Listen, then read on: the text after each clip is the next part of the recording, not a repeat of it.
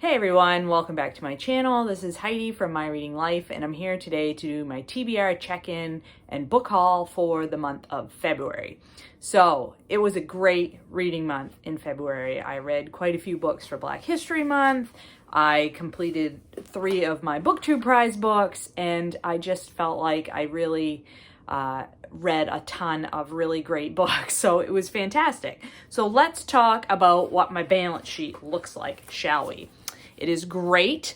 I read a total of 14 books for the month. 8 of those were off my shelf. I brought in only 1 book in the month of February, and I'm unhauling 2 books. So that's giving me a -9 overall for the month of February, bringing my total down to 111 books. I'm really excited about that. I feel like the mythical 100 number of 100 books on the physical TBR is somehow within reach now that I'm down to 111 total physical books on the TBR. So if you remember correctly, we started with a balance at the end of 2022 with 119 books. And so we are definitely below where we started for the year. So that feels fantastic. So let's talk about first, before we get to the 1 book that I brought in the month of February, let's talk about the 2 books that I am unhauling. And the first book is this history nonfiction, On This Date, From the Pilgrims to Today, Discovering America One Day at a Time by Carl M. Cannon. And this is a book that basically gives a 1-page little story about something that happened in history on that particular date. So this first one is January 1st, 1915.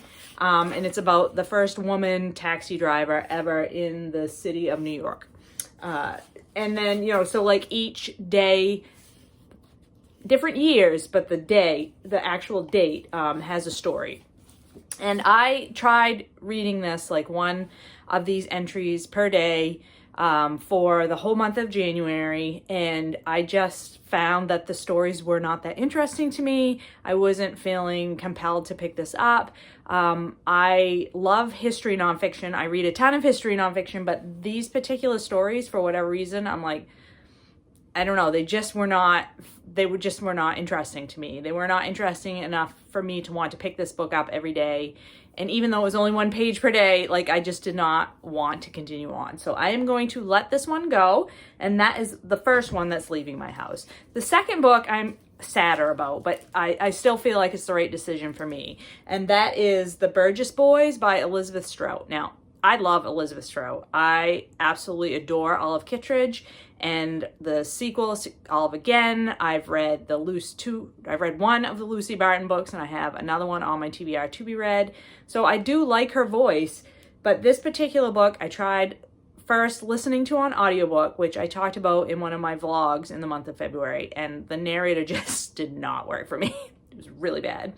And then I said, I'm going to try this in physical form. I'll try reading a few pages and see if I want to continue on. And I just never wanted to pick it up.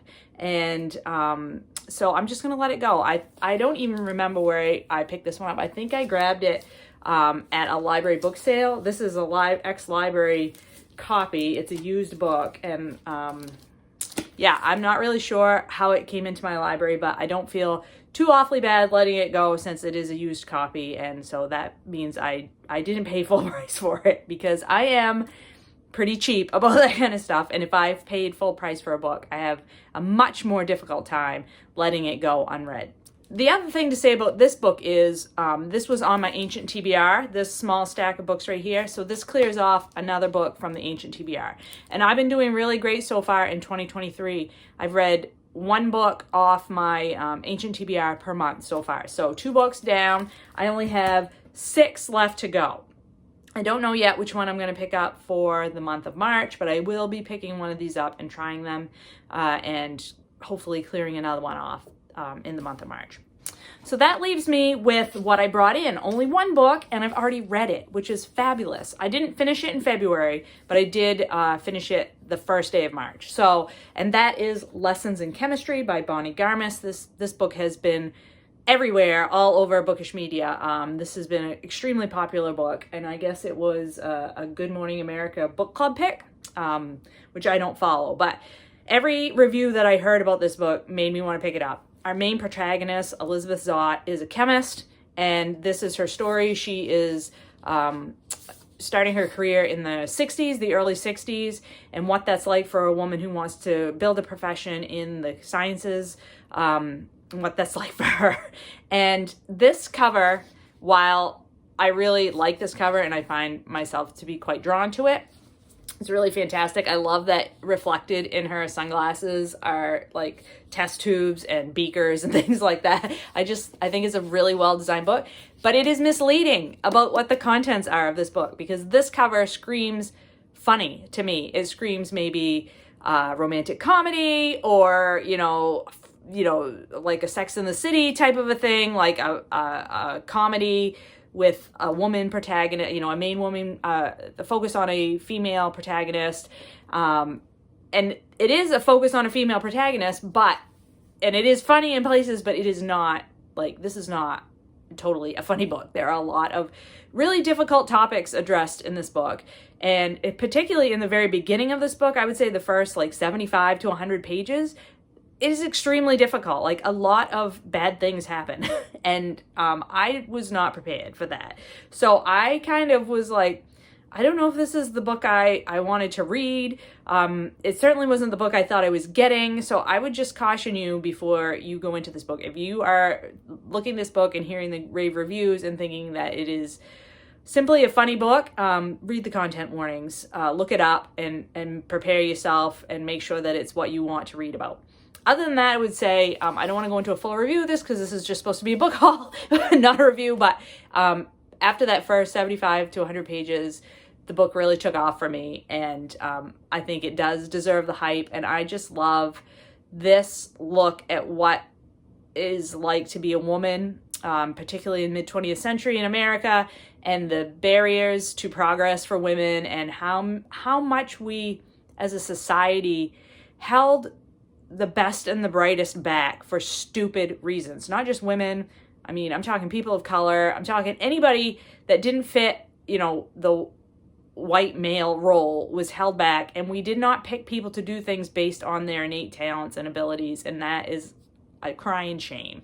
And I would also say another aspect of this book that I really loved was the found family aspect. And I am finding myself really leaning into that topic and theme in my reading in the last few months. And I find a lot of joy in books that include that element in it. So if that's something that you also like, a found family, this book has that.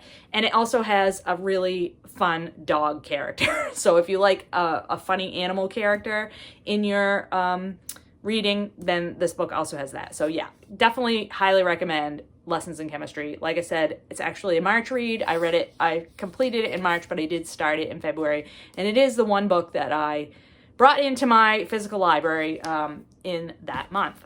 So 111 books on the TBR. How does March look so far?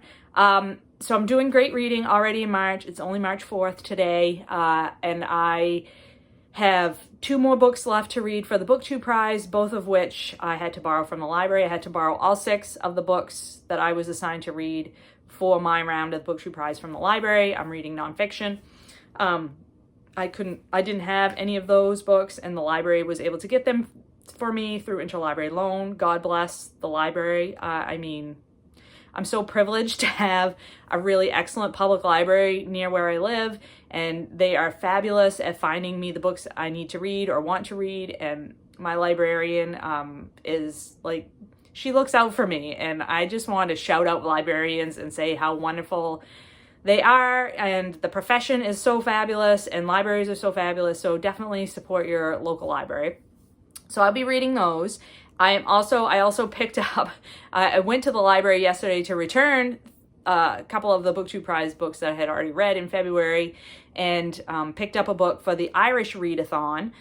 So there's another book that I'll be reading. I wanted to read at least one book for the Irish Readathon. I have a book naturalist book to read, which does fit in with the Irish theme as well. I want to read a mystery for March Mystery Madness. I want to read middle grade for middle grade March.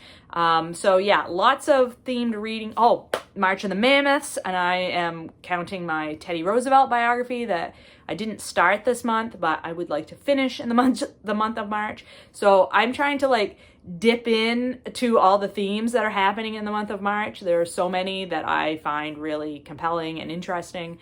So if I figure if I at least read one book in a variety of themes, the other reading theme for the month is Women's History Month, and I'm planning to read Invisible Women with Rachel this month, so that will fit that category. I think Lessons in Chemistry definitely would fit for Women's History Month. So that's another theme that I'm hoping to hit, or I plan to hit. So yeah, lots of, I really enjoy sort of picking my reads to slot into themed reads for a particular month. So, and March is a really heavy month for themes to read along with. So that will be fun. So I'm excited about that, and I'm hoping to reduce the numbers of this physical TBR even more in the month of March. So stay tuned. Come back for that video at the beginning of April and see how I did. I hope you're all doing well and finding some great books to read. I will talk to you later.